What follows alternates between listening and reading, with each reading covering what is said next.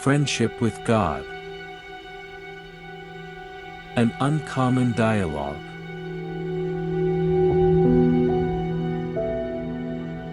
Five. First, you have to know me. I thought I did know you. Only casually.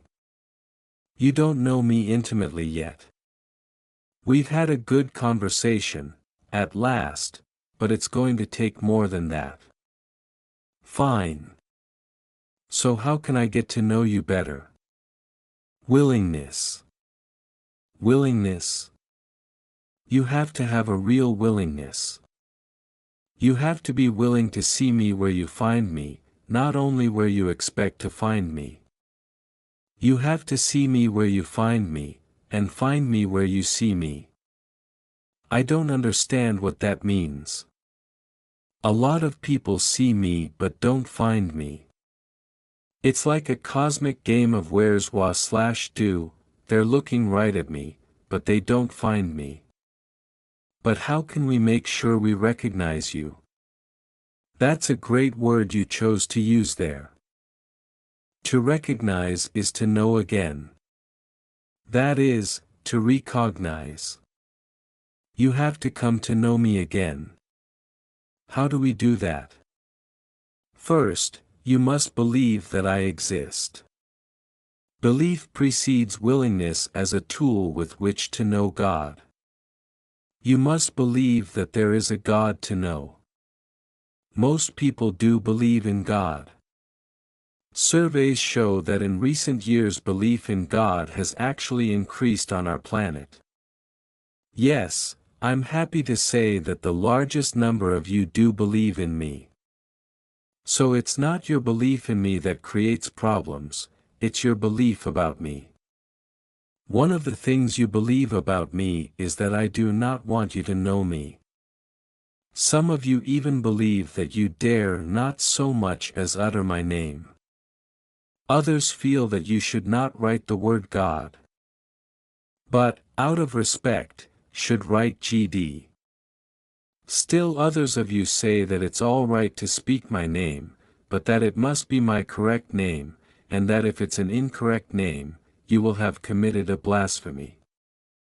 But whether you call me Jehovah, Yah, God, Allah, or Charlie, I am still who I am, what I am, where I am, and I will not stop loving you because you got my name wrong, for heaven's sake. So you can stop quarreling over what to call me. It's pitiful, isn't it? That's your word, reflecting a judgment.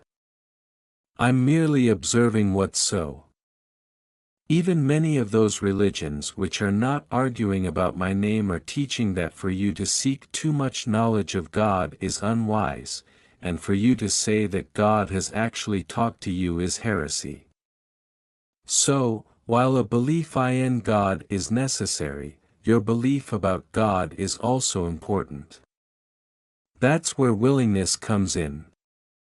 You must not only believe in God to know me, you must also be willing to really know me, not simply know what you think you know about me. If your beliefs about me make it impossible to know me as I really am, then all the belief in the world won't work.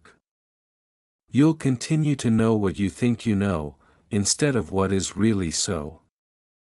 You must be willing to suspend what you imagine you already know about God in order to know God as you never imagined. That is the key here, because you have many imaginings about God which bear no resemblance to reality. How can I get to this place of willingness? You are already there, or you wouldn't be spending time with this book. Now, expand on this experience. Open yourself to new ideas, new possibilities about me. If I was your best friend, and not your father, think of what you could tell me, what you could ask of me. In order to know God, you have to be ready, willing, and able. Belief in God is the beginning. Your belief in some sort of higher power, in some kind of deity, makes you ready. Next, your openness to some new thoughts about God, thoughts you've never had before, thoughts that may even shake you up a bit. Like our friend, who art in heaven, signals that you are willing. Finally, you must be able. If you are simply unable to see God in any of the new ways to which you have opened yourself, you will have completely disabled the mechanism by which you would come to know God in truth. You must be able to embrace a God who loves and embraces you, without condition, be able to welcome into your life a God who welcomes you into the kingdom, no questions asked, be able to stop punishing yourself for acknowledging a God who will not be punishing you, and be able to talk with a God who has never stopped talking to you. All of these are radical ideas. The churches do indeed call these heresies. And so, in the irony of all ironies, you may have to abandon the church in order to know God. Without a doubt, you will have to at least abandon some of the church's teachings. For churches teach of a God whom you are told you cannot know, and whom you would not choose as a friend. For what friend would you have who would punish you for your every misdeed? And what kind of friend considers it a misdeed to simply be called by the wrong name? In my conversations with God I was told many things which contradicted everything I thought I knew about you. I know that you believe in God, or you could never have had conversations with God to begin with. So you were ready to have a friendship with me, but were you willing? I see that you were, because willingness takes great courage, and you've demonstrated that courage, not only by exploring other, non-traditional, points of view, but by doing so publicly. Thus, your conversation not only allowed you to undertake these explorations, but millions of others along with you. They did so vicariously, through your 3 published books, which have been eagerly read worldwide, a huge signal that the general public is willing now, too. Are you able now to know me, and thus have more than just a conversation, but also a friendship, with God? Yes, because I have had no trouble moving from my old beliefs about you to an acceptance of the new ideas about you which were given me in the conversations. In fact, to be truthful, many of those ideas were ideas I already had. In this sense, the CWG trilogy was not so much a revelation as it was a confirmation. My mail over the past 5 years tells me it was that way for thousands of others as well. And this is as good a place as any to tell the story of how the book was written. The Conversations with God dialogue was not written as a book. Unlike the material I am now writing. I had no idea, when the dialogue began, that it was ever going to see print. As far as I knew, I was having a private process, to which no one else would ever be privy. That process began on a night in February of 1992 when I was on the verge of falling into chronic depression. Nothing had been going right in my life. My relationship with my significant other was kaput. My career had hit a dead end, and even my health was failing. Usually in my life it had been one thing or another, but now it was everything at once. The whole construction was collapsing, and I couldn't seem to do anything to stop it. It wasn't the first time that I'd stood by helplessly, watching what I had thought would be a permanent relationship dissolve right before my eyes. Nor was it the second, or third, or fourth. I was becoming very angry about my inability to hold a relationship together, my apparent total lack of understanding about what it takes to do that, and the fact that nothing I tried seemed to work. I was coming to feel that I had simply not been given the equipment to play the game of life. And I was furious. My career wasn't going any better. Things had pretty much dwindled to nothing, my over 30 years of hovering around the broadcasting and journalism businesses reaping pitifully meager rewards. I was 48 years old with nothing much to show for a half-century on the planet. Not surprisingly, my health had taken a downhill turn as well. I'd suffered a broken neck in a car accident a few years before and hadn't ever fully recovered. Prior to that in my life, I'd had a collapsed lung and suffered from ulcers, arthritis, and severe allergies. I felt at 48 as if my body was falling apart. And so it was that on a February night in 1992, I awoke with anger in my heart. Tossing and turning as I tried to go back to sleep, I was a mountain of frustration. Finally, I threw back the covers and stomped out of the bedroom. I went where I always go in the middle of the night when I'm seeking wisdom, but there was nothing decent in the refrigerator, so I found myself on the couch instead. There I sat, stewing in my own juice. Finally, in the moonlight streaming through the window, I saw a yellow legal pad on the coffee table in front of me. I picked it up, found a pen, flicked on a lamp, and began writing an angry letter to God. What does it take to make life work? What have I done to deserve a life of such continuing struggle? And what are the rules here? Somebody tell me the rules. I'll play, but first somebody has to tell me the rules. And after you tell me, don't change them.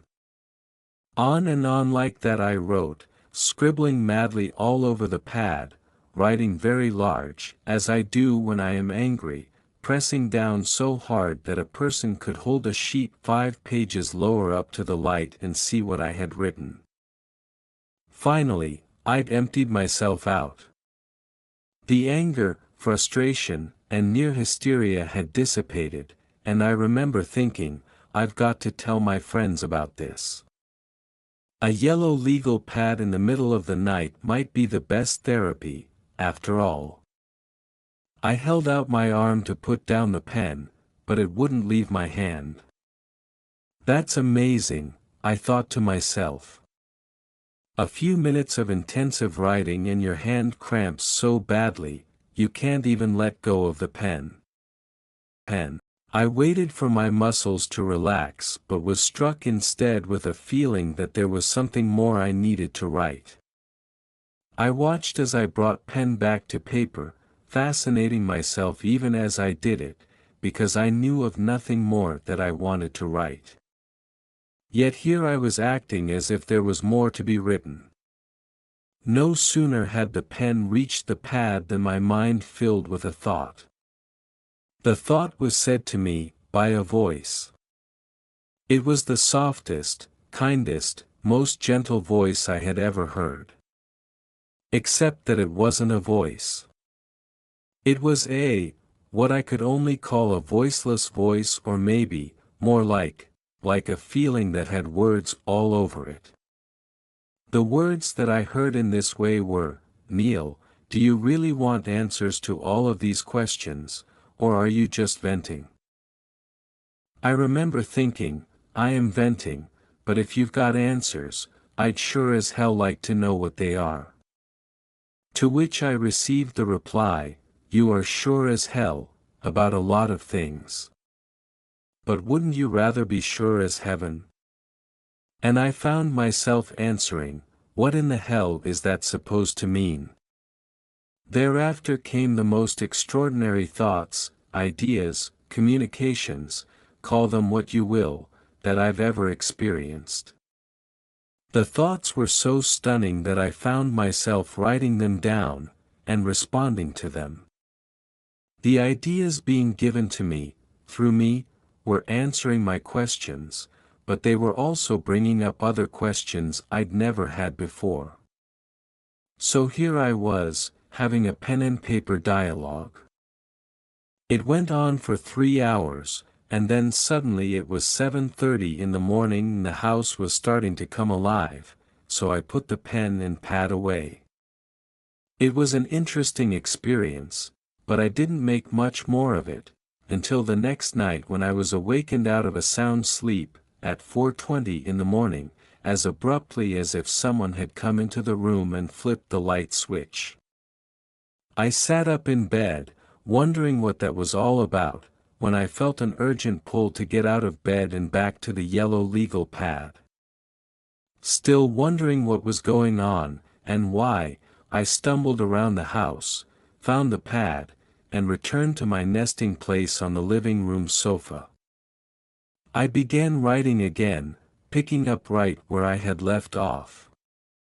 Asking questions and receiving answers. I don't think I know to this day what made me begin to write it all down, or save the stuff I'd written. I guess I thought I was going to be keeping a journal, or a special little diary. I had no idea that it would one day be published, let alone read from Tokyo to Toronto, San Francisco to Sao Paulo. It is true that at one point in the dialogue the voice said, "This will one day become a book." But I thought to myself, yeah, you and 100 other people are going to send your middle-of-the-night mental meanderings to a publisher, who is going to say, of course. Why, we'll publish this at once. And that first dialogue went on for a year, me being awakened in the darkness at least 3 nights a week. One of the questions I am most frequently asked is, when did I decide, when did I know, that it was God I was talking to? During the first several weeks of the experience I didn't know what to think about what was happening. At first a part of me thought I was just talking to myself. Then somewhere along the way I wondered if it couldn't be my so-called higher self I'd heard about from which I was drawing the answers to my questions.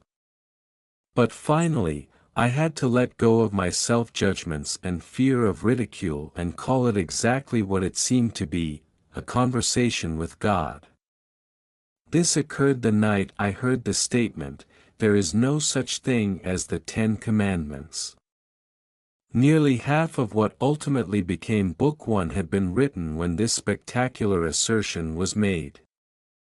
I'd been exploring the question of the path to God, and which was the right one. Do we earn our way to heaven by being good, I wanted to know, or are we free to act as we wish without being punished by God? Which is it? I asked, traditional values, or make it up as you go along? Which is it? The 10 Commandments or the 7 Steps to Enlightenment?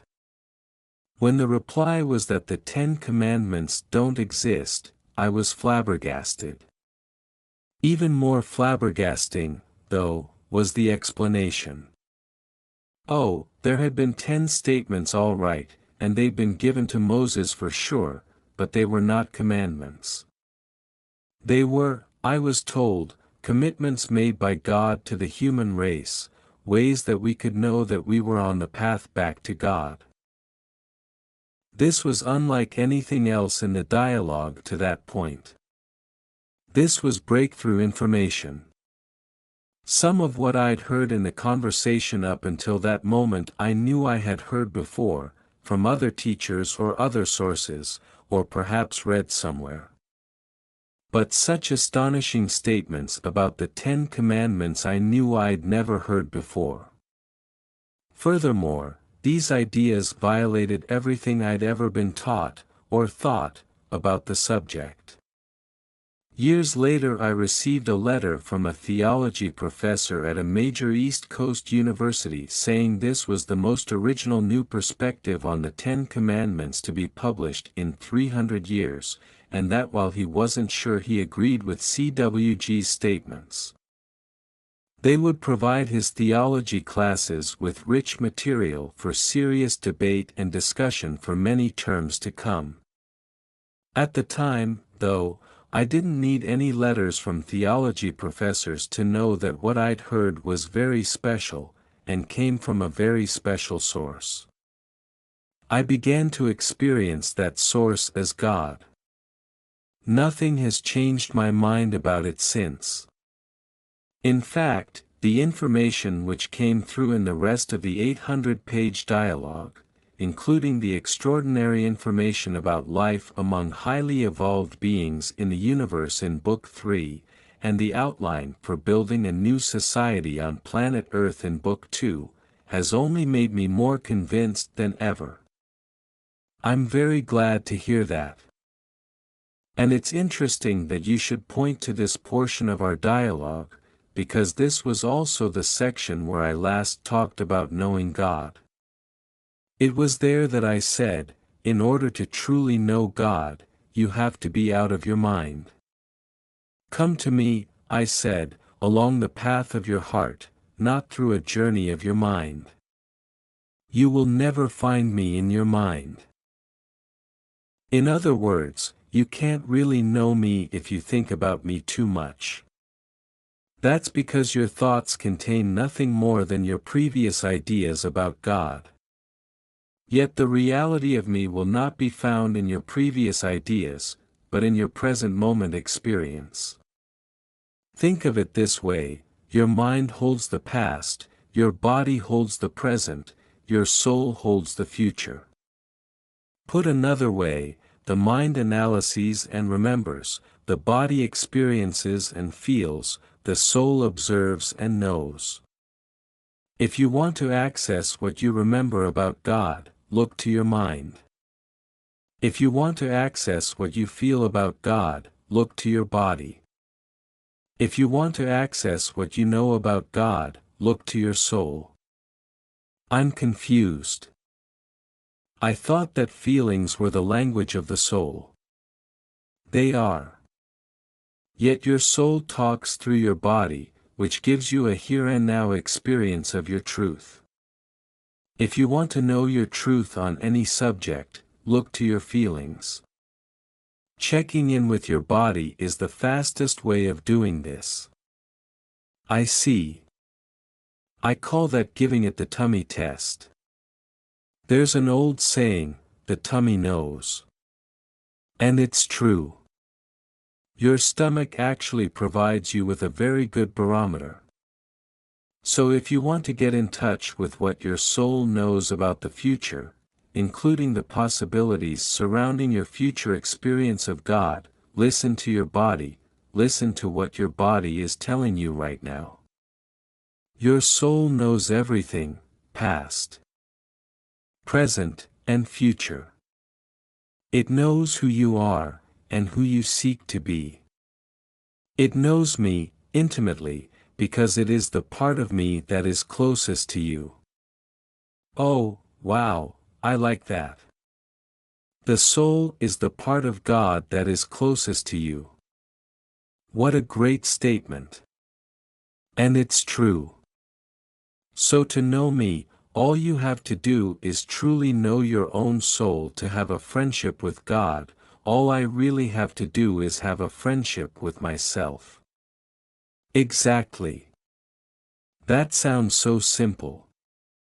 It's almost too good to be true. It's true.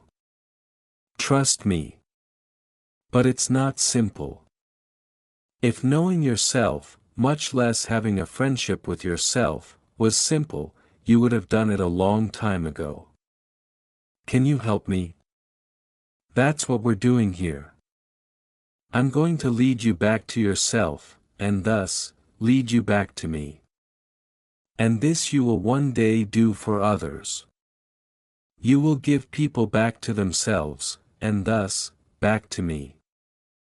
For when you find yourself, you find me. There I have always been, and there I will always be. How can I have a friendship with myself? By coming to know who you really are. And by becoming clear about who you are not. I thought I have had a friendship with myself. I like me a lot. Maybe a bit too much. As I said, if I've had any personality problem in my life, it's been my ego. A big ego is not a sign that one likes oneself, but just the opposite. If people brag and show off a lot, it raises the question, what do they dislike about themselves so much that they feel they have to get others to like them to compensate? Whoa! That almost hurts. A painful observation is almost always a truthful one. You are having growing pains, my son. It's all right. So you mean I really don't like myself that much, and I'm trying to compensate for lack of self-love by substituting the love of others? Only you can know that. Yet you're the one who said you had an ego problem. I observe that true self-love disappears the ego. It does not enlarge it. Put another way, the larger your understanding of who you really are, the smaller your ego. When you know who you really are fully, your ego is fully gone. But my ego is my sense of myself, no. No. Your ego is who you think that you are. It has nothing to do with who you really are. Doesn't this contradict an earlier teaching that it's okay to have an ego? It is okay to have an ego. In fact, it's very okay, because an ego is necessary in order for you to have the experience you are now having, as what you imagine to be a separate entity in a relative world. Okay, now I'm thoroughly confused. That's okay. Confusion is the first step toward wisdom. Folly is thinking you have all the answers. Can you help me here? Is it good to have an ego, or not? That's a big question. You've entered the relative world, what I call the realm of the relative, in order to experience what you cannot experience in the realm of the absolute. What you seek to experience is who you really are. In the realm of the absolute, you can know this, but you cannot experience it. The desire of your soul is to know itself experientially. The reason that you cannot experience any aspect of who you are in the realm of the absolute is that in this realm, there is no aspect you are not. The absolute is just that, the absolute. The all of everything. The Alpha and the Omega, with nothing in between. There are no degrees of absoluteness. Degrees of things can only exist in the relative. The realm of the relative was created so that you can know yourself as magnificent, experientially. In the realm of the absolute, there is nothing but magnificence, and so magnificence is not. That is, it cannot be experienced, it cannot be known experientially, because there is no way to experience magnificence in the absence of that which is not magnificent. In truth, you are one with everything. That is your magnificence. Yet you cannot know the magnificence of being one with everything while you are one with everything, because there is nothing else, and so, being one with everything means nothing. In your experience, you are simply you, and you have no experience of the magnificence of that. The only way for you to experience the magnificence of being one with everything is for there to be some state or condition in which not being one with everything is possible. Yet since everything is one in the realm of the absolute, which is the ultimate reality, something not being one with everything is impossible. What is not impossible, however, is the illusion of not being one with everything. It was for the purpose of creating this illusion, then, that the realm of the relative was created. It is like an Alice in Wonderland world, in which things are not what they seem to be, and in which things seem to be what they are not. Your ego is your chief tool in creating this illusion. It is that device which allows you to imagine yourself as separate from all the rest of you. It is the part of you that thinks of you as being an individual. You are not an individual, yet you must be individualized in order to comprehend and appreciate the experience of the whole. And so in this sense, it is good to have an ego. Given what you are trying to do, it is good. Yet too much ego is, given what you are trying to do, not good. That's because what you are trying to do is use the illusion of separateness to better comprehend and appreciate the experience of oneness, which is who you really are. When the ego becomes so enlarged that all you can see is the separate self, all chance of experiencing the unified self is gone, and you are lost. You have literally become lost in the world of your illusion, and you may remain lost in that illusion for many lifetimes, until you finally bring yourself out of it, or until somebody else, another soul pulls you out. This is what is meant by giving you back to yourself. This is what the Christian churches meant by their concept of a Savior. The only mistake those churches made was in declaring themselves and their religions to be the only way to be saved, thus reinforcing once again the illusion of separateness, the very illusion from which they would seek to save you. So, you ask if it is good to have an ego, and that is a very large question. It all depends on what you are trying to do. If you are using the ego as a tool with which to ultimately experience the only reality, it is good. If the ego is using you to stop you from experiencing that reality, then it is not good. To the degree that it is stopping you from doing what you came here to do, it is not good.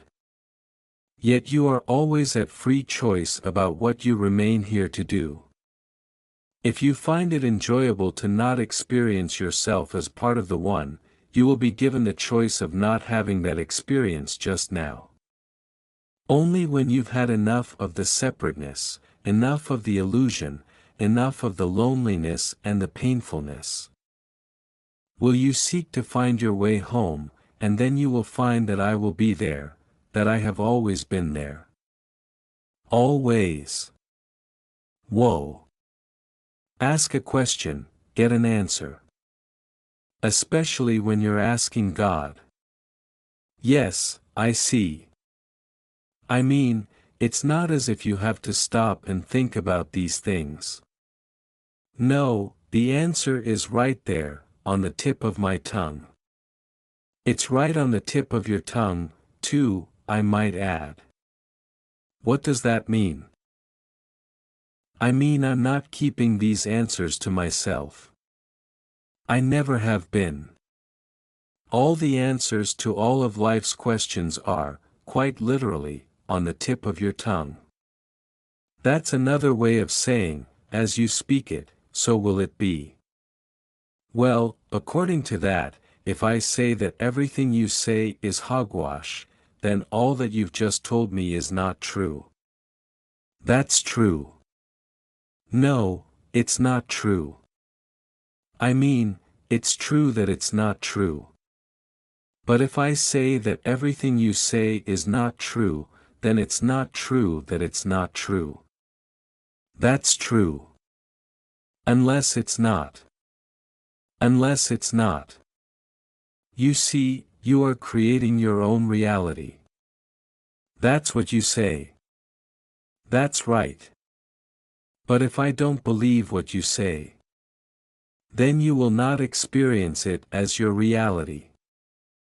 But catch the closed circle here, because if you do not believe that you create your own reality, then you will experience your reality as something you did not create, proving that you create your own reality. Oh, boy, I feel like I'm in the Hall of Mirrors. You are, my wonderful one. In more ways than you could know. For everything that you see is a reflection of you. And if the mirrors of life show you distortions, it is a reflection of your distorted thoughts about you. That gets me back to where I was before we got off on this tangent. There are no tangents, my son, only different routes to the same destination. I was asking you how I can have a friendship with myself. You said I can know God when I know my own soul. That I can have a friendship with God when I have a friendship with myself. And I asked you how I can do that. I thought I had a friendship with myself already. Some people do, some people don't. For some people, at best what they have is a truce. Maybe what you said about a large ego being a sign that I do not like myself is true. I'm going to think about that.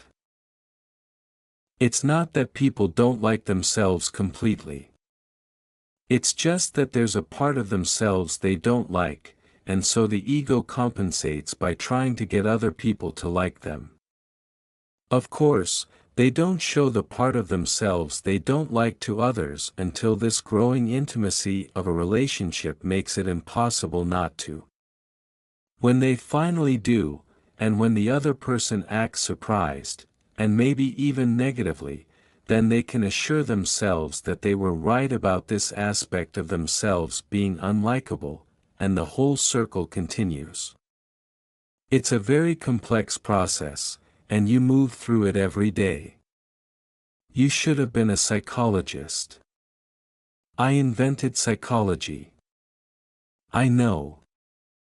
I was just kidding. I know. You see, kidding is a thing people do when you're right. Enough. I was just kidding. You make me laugh, you know that. I make you laugh. You make me laugh.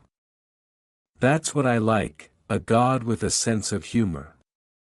Laughter is good for the soul. Couldn't agree more, but could we get back to the question? How can I have a friendship with myself?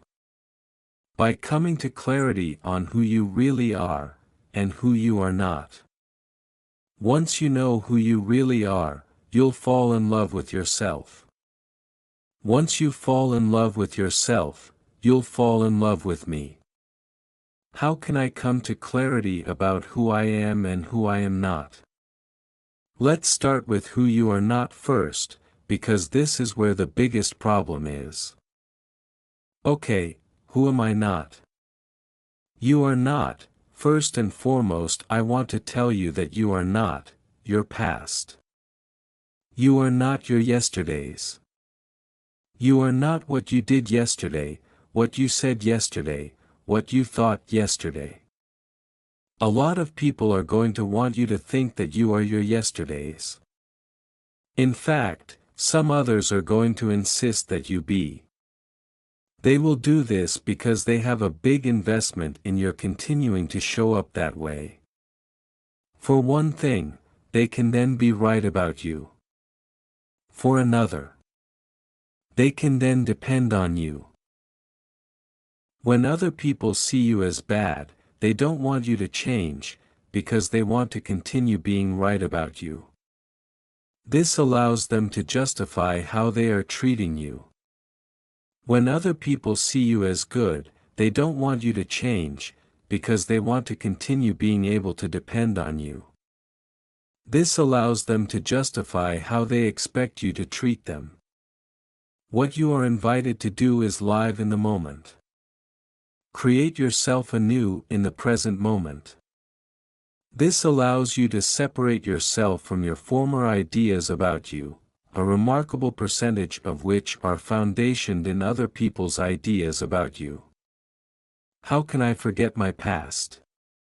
Other people's ideas about me are based, in part at least, on their experience of me, on my behaviors, in the past. What do? Just forget that I did those things. Pretend they don't matter. Neither. Do not seek to forget your past, seek to change your future. The worst thing you could do is forget your past. Forget your past and you forget all that it has to show you, all that it gave you as its gift. Neither pretend that it doesn't matter. Rather, acknowledge that it does matter, and that, precisely because it does, you have decided not to repeat certain behaviors ever again. Yet, once you have made that decision, let go of your past. Letting go of it does not mean forgetting it. It means stopping the holding on, ending the clinging to your past as if you are going to drown without it. You are drowning because of it. Stop using your past to keep you afloat in your ideas of who you are. Let go of these old logs and swim to a new shore. Even people with a wonderful past are not served by holding on to it as if that is who they are. This is called resting on your laurels, and nothing stops growth faster. Neither rest on your laurels or dwell on your failures. Rather, start over, begin anew in each golden moment of now. But how can I change behaviors that have become habitual, or character traits that have become ingrained? By asking yourself one simple question: is this who I am? It's the most important question you will ever ask yourself. You may ask it profitably before and after every decision in your life, from what clothes to wear, to what job to take, from whom to marry, to whether to marry at all. And certainly it is a key question to ask when you catch yourself in behaviors you say you want to discontinue. And this will change long-held character traits or behaviors. Try it. Okay, I will. Good. After I decide who I am not, and after I free myself from the idea that I am my past, how do I discover who I am? It is not a process of discovery, it is a process of creation. You cannot discover who you are. Because you should be coming from ground zero when you decide this. You are not deciding this based on your discoveries, but rather, based on preferences. Do not be who you thought you were, be who you wish you were. That's a big difference. It's the biggest difference of your life. Up to now you've been being who you thought you were. From now on you are going to be a product of your highest wishes.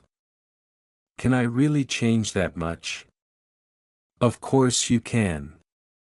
But remember, it's not about changing, and thus suddenly becoming acceptable. You're acceptable right now in the eyes of God. You are only changing because you choose to change, you choose a newer version of yourself. The grandest version of the greatest vision I've ever had about who I am. Precisely. And a simple question like, is this who I am? Will bring me to that. It will, unless it won't. But it is a very, very powerful tool. It can be transformational. It is powerful because it contextualizes what is happening. It makes it clear what you are doing. I observe that many people do not know what they are doing. What do you mean? What are they doing? They are creating themselves. Many people do not understand this. They do not see that this is what is happening, that this is what they are doing. They do not know that this is, in fact, the purpose of all life. Because they do not know this, they do not realize how important, how impactful, every decision is. Every decision you make, every decision, is not a decision about what to do. It's a decision about who you are. When you see this, when you understand it, everything changes. You begin to see life a new way. All events, occurrences, and situations turn into opportunities to do what you came here to do. We did come here with a mission, didn't we? Oh, yes. Most assuredly. It is the purpose of your soul to announce and to declare. To be and to express, to experience and to fulfill who you really are. And who is that? Whoever you say you are. Your life lived is your declaration. Your choices define you. Every act is an act of self-definition. So yes, a simple, 5-word question like that can change your life. Because that question, if you can remember to ask it, places what's going on in a new context, a much larger context. Especially if you ask the question at decision-making time. There is no time that is not decision-making time. You are always making decisions, all the time. There is no time when you are not making a decision. Even when you are sleeping, you are making decisions. In fact, some of your biggest decisions are made while you're sleeping. And some people are sleeping even when it looks like they are awake. Someone once said, "We are a planet of sleepwalkers." They were not far from the truth. So that's the magic question, eh? That's the magic question. The 5-word magic question. Actually, there are 2 5-word magic questions. These questions, asked at the right moment, can propel you forward in your own evolution faster than you might ever imagine. The questions are, is this who I am? What would love do now? With your decision to ask and answer those questions at every juncture, you will move from student to teacher of the new gospel. The new gospel. What is that? In time, my friend. In due time. We have much to say before we get to that. Then can I go back to guilt just one more time? What about people who have done such horrible things, killed people, for instance, or raped women, or abused children, that they just can't forgive themselves? What they have done in the past, I am going to say again, is not who they are. It may be who others think they are, it may even be who they think they are, but it is not who they really are. But most of these people can't hear that. They are too consumed with their own guilt, or perhaps with bitterness at the cards life has dealt them. Some of them are even afraid that they'll do it again. So, they see their life as hopeless. Pointless. No life is pointless. And I tell you that no life is hopeless. Fear and guilt are the only enemies of man. You've told me that before. And I'll tell you again. Fear and guilt are your only enemies. If you let go of fear, fear lets go of you.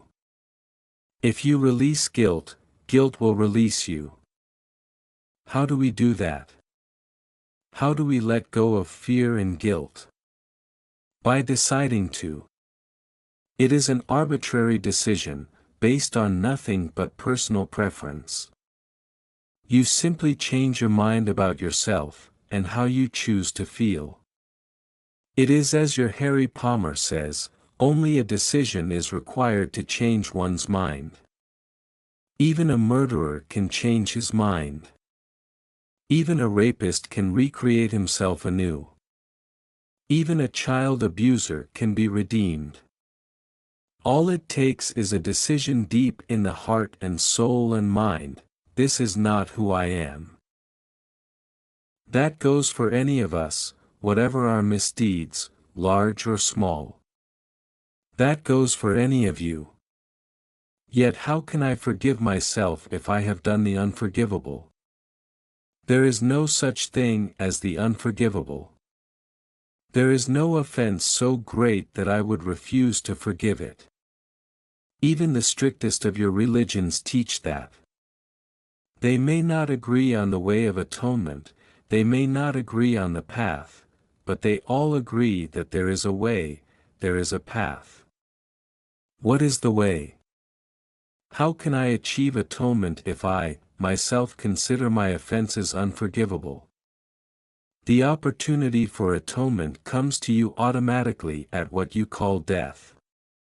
You must realize that atonement is just that, it is at one ment. It is the awareness that you and all others are one.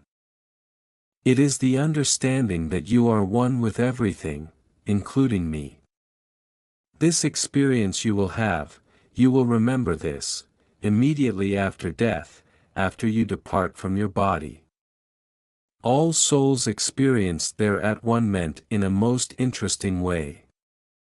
They are allowed to move through, once again, every moment of the life they've just completed, and to experience it not only from their viewpoint, but from the viewpoint of everyone else who was affected by that moment. They get to rethink every thought, re-say every word, redo every deed, and to experience its effect on every person it affected, as if they were that other person, which they are. They get to know that they are, experientially at this moment. The statement "we are all one" will no longer be a concept. It will be an experience. That could be a living hell. I thought you said in conversations with God that there's no such thing as hell. There is no place of everlasting torment and damnation, such as you have created in your theologies. But you will all of you, experience the impact, the outcome, and the results of your choices and decisions. Yet this is about growth, not justice. It is the process of evolution, never God's punishment. And during your life review, as some have called it, you will not be judged by anyone, but simply be allowed to experience what the whole of you experienced, rather than what the localized version of you that resides with your present body experienced, at each moment of life. Ouch! That still sounds like it could be painful. It is not. You will not experience pain, only awareness. You will be deeply in tune with, deeply aware of, the totality of every moment and what it held. Yet this will not be painful, but, rather, enlightening. Not an ouch, but an exactly. But if there's no ouch, where is the payback for the hurt we've inflicted and the harm we've done? God is not interested in getting you back. God is interested in moving you forward. This is the path of evolution you are on, not the road to hell. The goal is awareness, not retribution. God is not interested in getting us back. God just wants to back us getting it. Say, not bad. Not bad at all. Well, I think it's important that we stay light-hearted here. I've spent years mired in guilt, and some people seem to think you should hang on to guilt forever. But guilt and regret are not the same thing. Because I've stopped feeling guilty about something does not mean I no longer regret it. Regret can be instructive, while guilt is only debilitating. You are exactly right. That is well said. When we're free of guilt, we can move forward. As you put it, with our lives. We can make something worthwhile out of them. Then we can make friends with ourselves again, and then we can make friends with you. You can, indeed. You'll make friends with yourself again, you'll fall in love with yourself, when you know and at last acknowledge who you really are.